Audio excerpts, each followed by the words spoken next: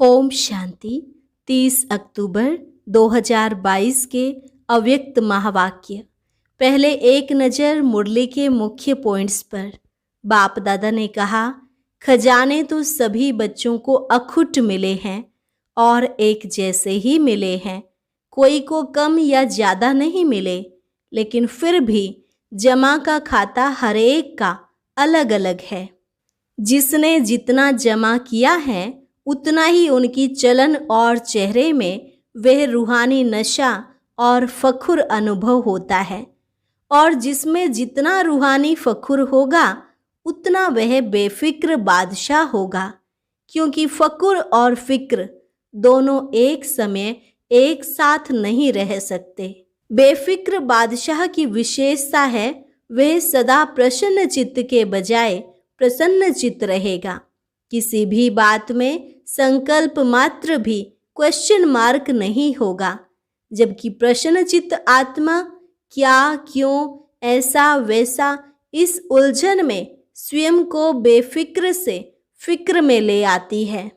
वही बेफिक्र आत्मा बुराई को भी अच्छाई में परिवर्तन कर सदा प्रसन्न रहती है। फिर बाबा ने कहा, राइट और रॉन्ग को समझना जानना अलग बात है, लेकिन किसी भी आत्मा की बुराई को बुराई के रूप में अपनी बुद्धि में धारण नहीं करना चाहिए। अगर बुरी बात व बुरी चलन को स्वयं में धारण कर लिया तो आपकी बुद्धि, आपकी वृत्ति और वाणी सदा संपूर्ण स्वच्छ नहीं मानी जाएगी। और लास्ट में बाबा ने कहा, कर्मों की फिलॉसफी इतनी गहरी है, अगर आज आपने किसी की गिलानी की तो कल वह आपकी दुगुनी गिलानी करेगा, क्योंकि यह गलत बातें इतनी फास्ट गति से फैलती हैं जैसे कोई बीमारी के जर्म्स फैलते हैं।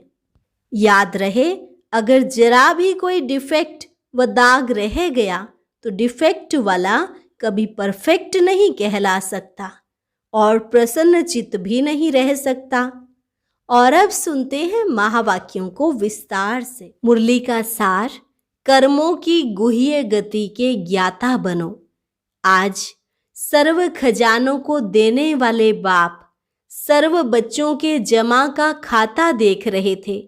खजाने तो सर्व बच्चों को अखुट मिले हैं और सर्व को एक जैसा एक द्वारा सर्व खजाने मिले हैं। एक खजाना नहीं, लेकिन अनेक खजाने प्राप्त हुए हैं।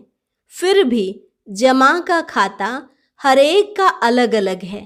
कोई ने सर्व खजाने अच्छी रीति जमा किए हैं और कईयों ने यथाशक्ति जमा किया है, और जितना जमा किया है उतना ही चलन और चेहरे में वह रूहानी नशा दिखाई देता है। जमा करने का रूहानी फखुर अनुभव होता है।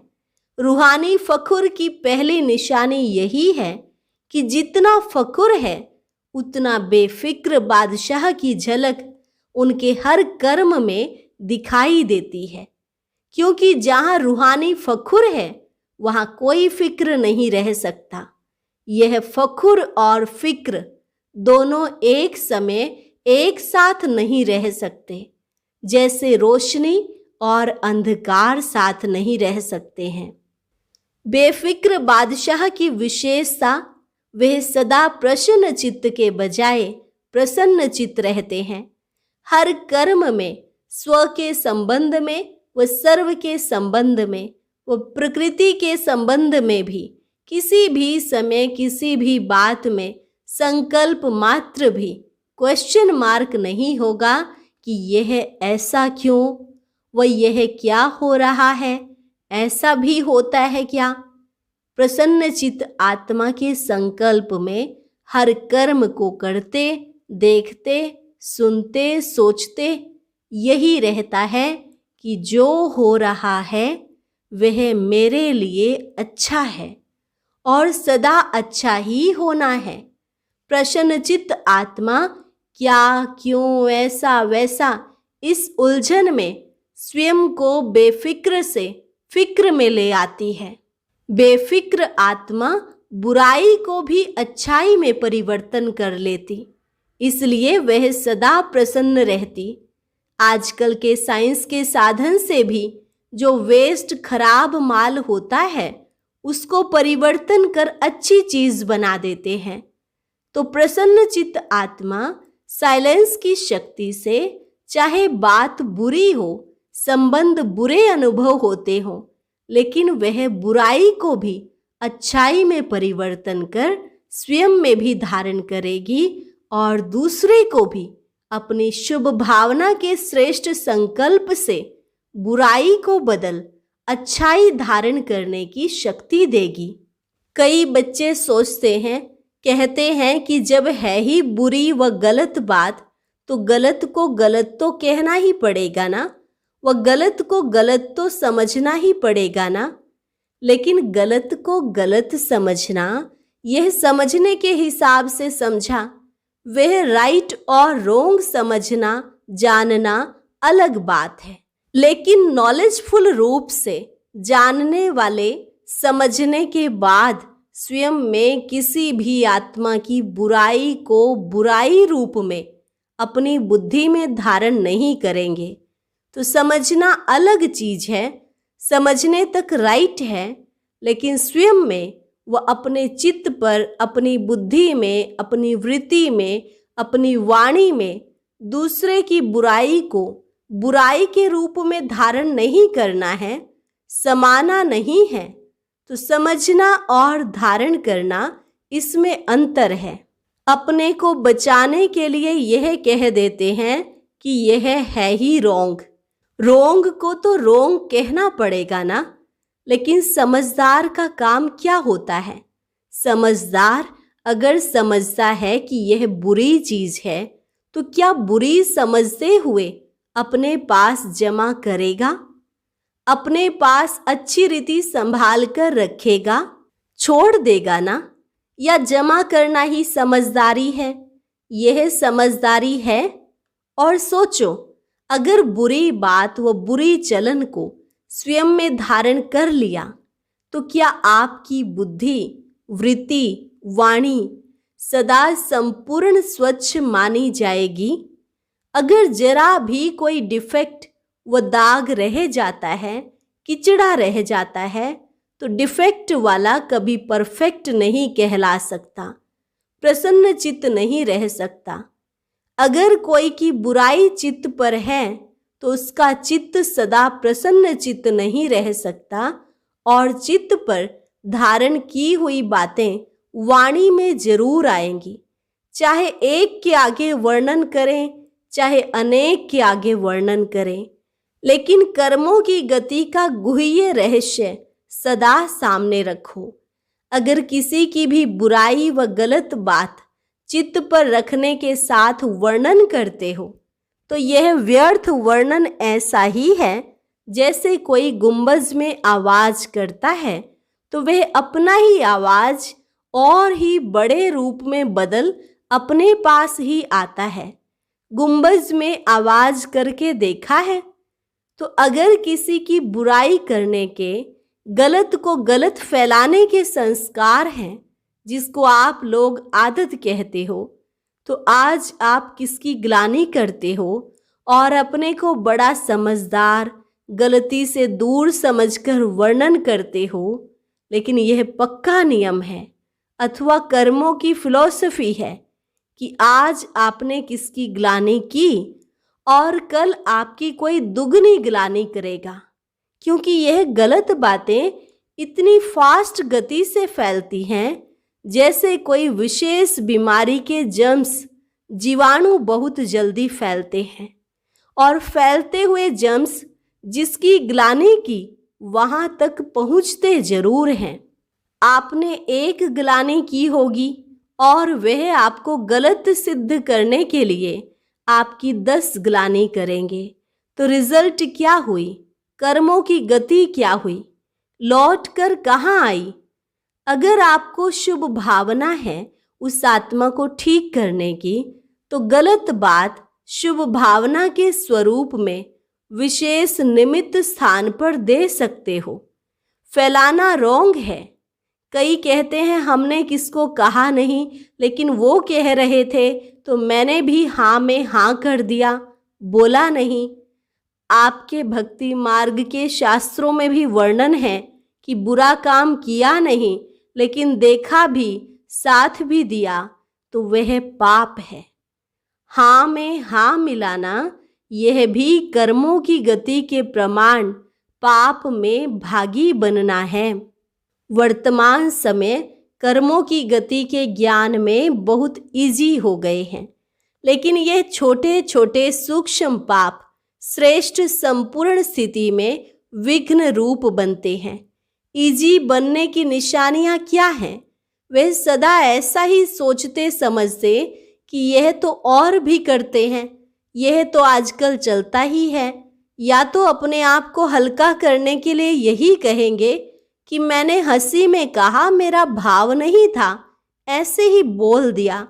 यह विधि संपूर्ण सिद्धि को प्राप्त होने में सूक्ष्म विघ्न बन जाता है।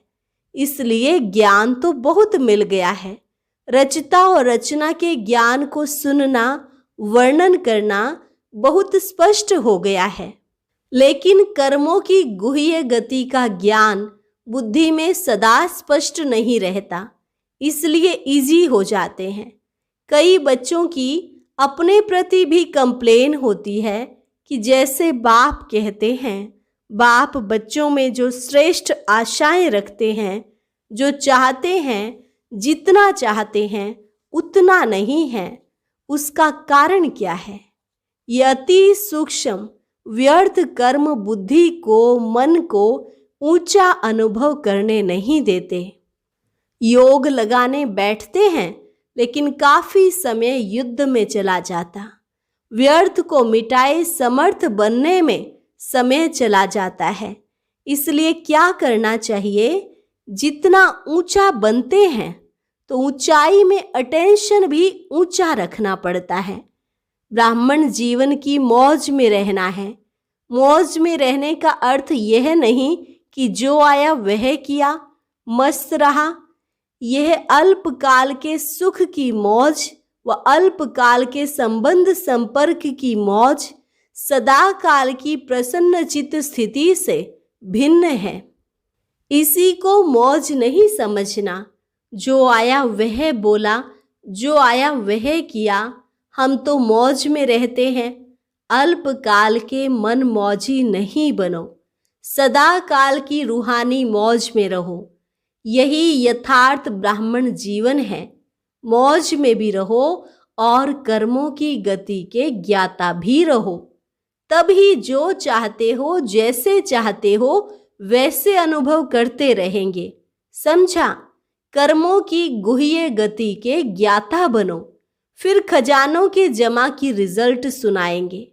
अच्छा, चारों ओर के फिक्र से फारिग बेफिक्र बादशाह आत्माओं को, सदा प्रसन्न चित्त विशेष आत्माओं को, सदा स्वयं प्रति और सर्व आत्माओं प्रति श्रेष्ठ परिवर्तन शक्ति को कर्म में लाने वाले कर्म योगी आत्माओं को, सदा रचता रचना के ज्ञाता और कर्म फिलॉसफी के भी ज्ञाता, ऐसे ज्ञान स्वरूप आत्माओं को बाप दादा का याद प्यार और नमस्ते।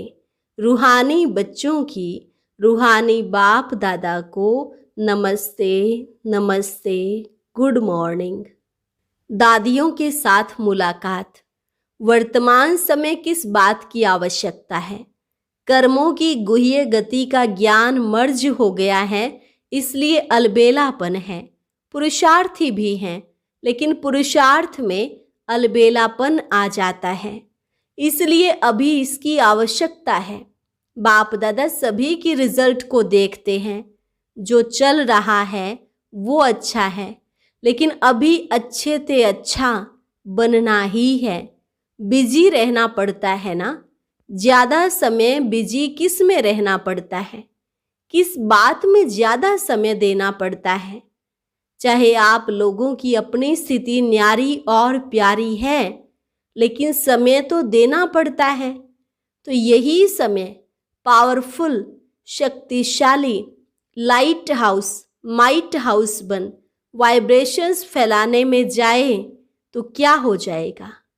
संगठित रूप में यही वातावरण हो और कोई बात ही नहीं हो तो क्या वाइब्रेशन विश्व में या प्रकृति तक पहुंचेगा? अभी तो सभी लोग इंतजार कर रहे हैं कि कब हमारे रचता व मास्टर रचता संपन्न व संपूर्ण बन हम लोगों से अपने स्वागत कराते। प्रकृति भी तो स्वागत करेगी ना।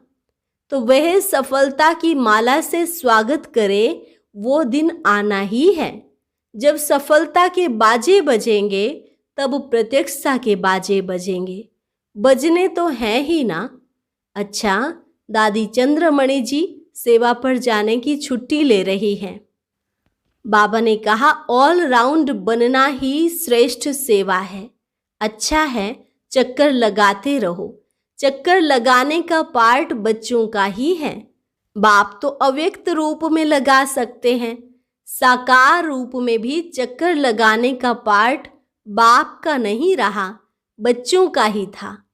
अच्छा, अभी अव्यक्त बाप दादा की पर्सनल मुलाकात विजयी माला में आने के लिए तीव्र पुरुषार्थी बनो।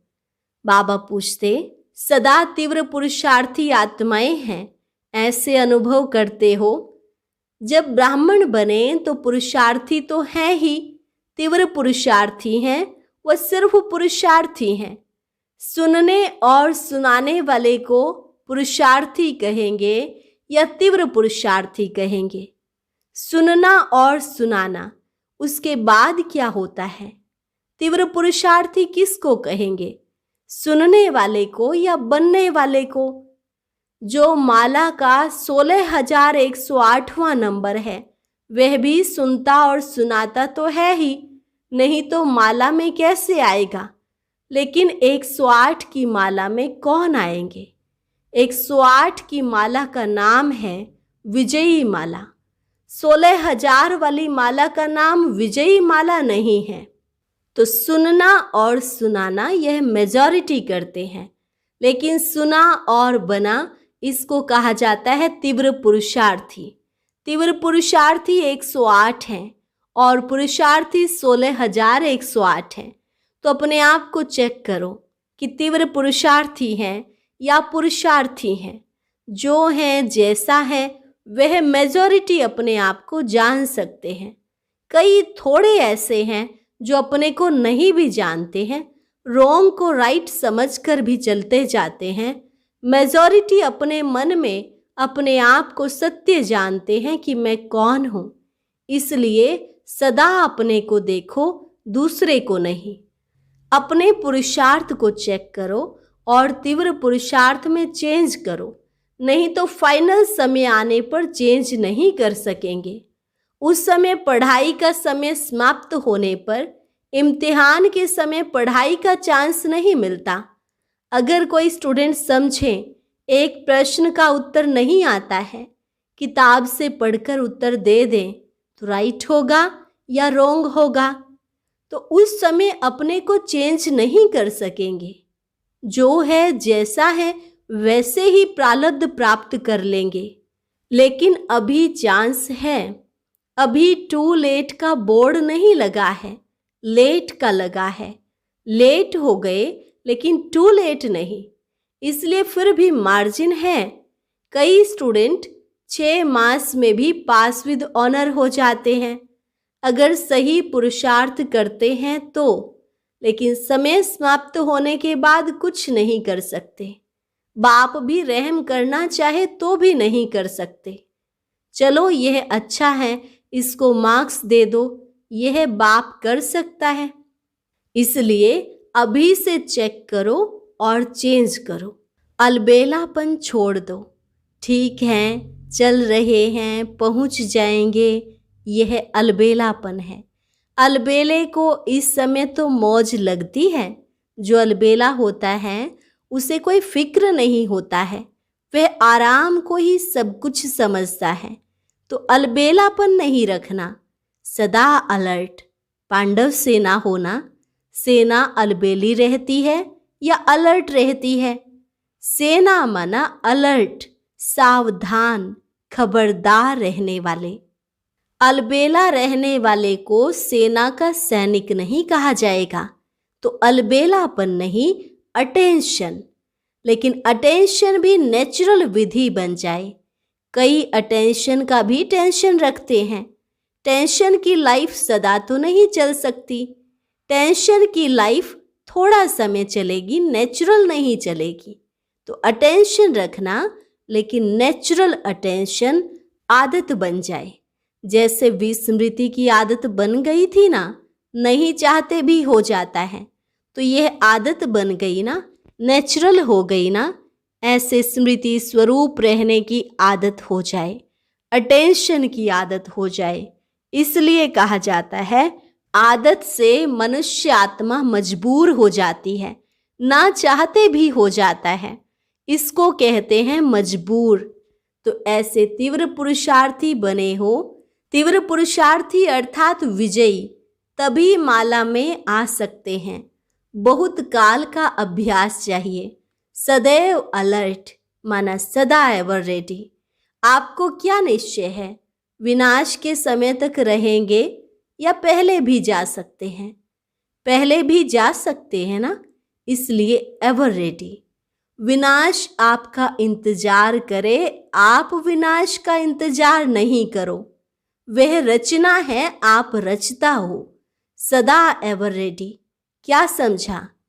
अटेंशन रखना। जो भी कमी महसूस हो उसे बहुत जल्दी से जल्दी समाप्त करो। संपन्न बनना अर्थात कमजोरी को खत्म करना। ऐसे नहीं यहाँ आए तो यहाँ के, वहाँ गए तो वहाँ के। सभी तीव्र पुरुषार्थी बनकर जाना। अच्छा, आज का वरदान, विश्व से अंधकार को मिटाकर रोशनी देने वाले मास्टर ज्ञान सूर्य भव। विश्व से अंधकार को मिटाकर रोशनी देने वाले मास्टर ज्ञान सूर्य भव। मास्टर ज्ञान सूर्य वह हैं जो विश्व से अंधकार को मिटाकर रोशनी देने वाले हैं। वे स्वयं भी प्रकाश स्वरूप लाइट माइट रूप हैं और दूसरों को भी लाइट माइट देने वाले हैं। जहाँ सदा रोशनी होती है वहाँ अंधकार का सवाल ही नहीं, अंधकार हो ही नहीं सकता। जो विश्व को रोशनी देने वाले हैं वह स्वयं अंधकार में नहीं रह सकते। संपूर्ण पवित्रता अर्थात रोशनी, उनके पास अंधकार अर्थात विकारों का अंश भी नहीं रह सकता। स्लोगन, स्वभाव संस्कार संबंध संपर्क में लाइट रहना ही मिलनसार बनना है। स्वभाव संस्कार संबंध संपर्क में लाइट रहना ही मिलनसार बनना है। अच्छा, सुनते हैं आज का अव्यक्त ज्ञान मोती। ये एक बहुत संस्कारितापूर्ण वीडियो है, जरूर देखें, कोई भी मिस ना करे।